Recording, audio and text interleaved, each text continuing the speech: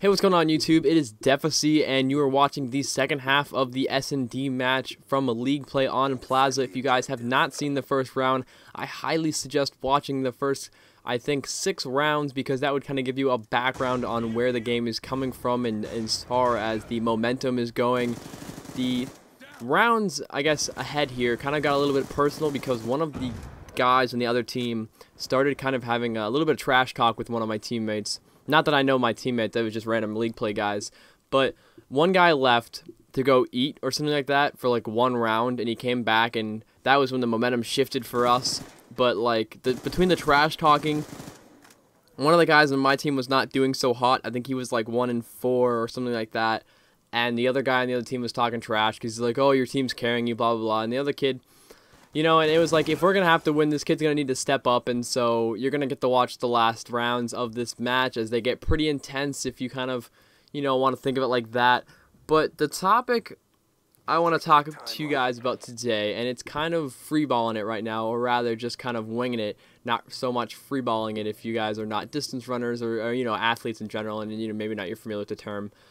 But it's just winging it. We're going to wing it right now. And the topic I would like to talk about is watching the pros. And you don't necessarily have to watch, you know, hours a day on the streams or watch the competitive competitions when they stream them live at MLG events or the COD championships and anything like that. But a lot of these guys, like Optic nadeshot, is huge on YouTube as far as, not necessarily big in his popularity. I mean, he is up there, but I mean, like, as far as the content he puts out a ton of content. And Scumpy, and yeah, I know they're both from Optic, and I do watch a lot of the Optic guys.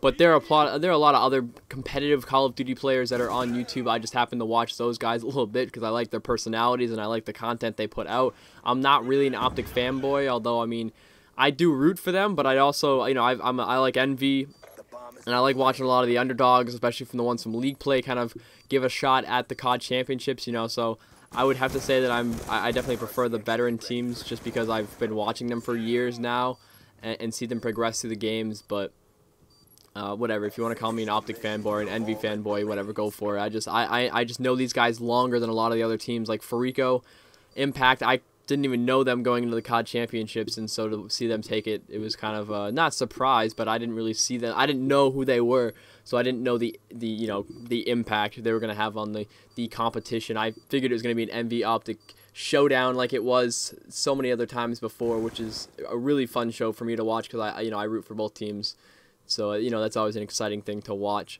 But watching the pros, like I was watching a particular video from Optic nadeshot. He was playing on standoff, and one of the jumps that he did from a particular spot, it was in Grandma's house near back alley, and he jumped on this little, I don't know, it was like a shed door, and then he jumped onto the window. I didn't know you could do that.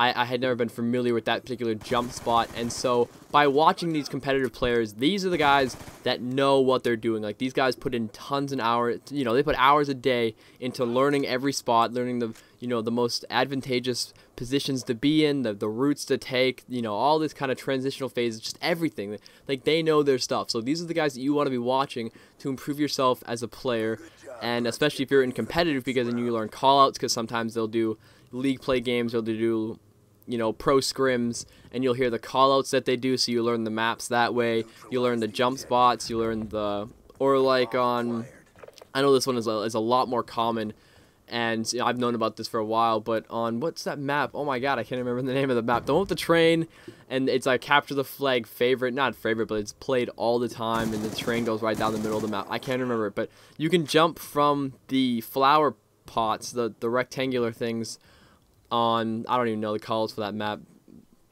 but it's the one where it's not down, it's the other side of the map with the building in the middle. Anyways, you can jump on the flower pots, and you can jump on the train from that. You'd have to have a weapon that does, you'd have to have a class that has over 100% run speed, so you may be using lightweight with an SMG or a shotgun, or you could pull out a knife and do it that way to make the jump between the flower pot and then on top of the train, so you don't have to go around and stuff like that. You know, just little things like that that can really improve your gameplay, as well as just watching the styles that seem to work, or maybe, you know, you hold back and then you challenge then, and so you kind of get a feel for the style of play that a lot of these pros tends to do. You know, it's a lot of a pattern working between these pros, and a lot of them do the same things. And you know, you gotta wonder, you know, if everyone's doing all these things, it's gotta be working. You know what I mean? Because obviously these guys, when they play pub matches, they're gonna get, you know, anywhere between 60 to 120 kills.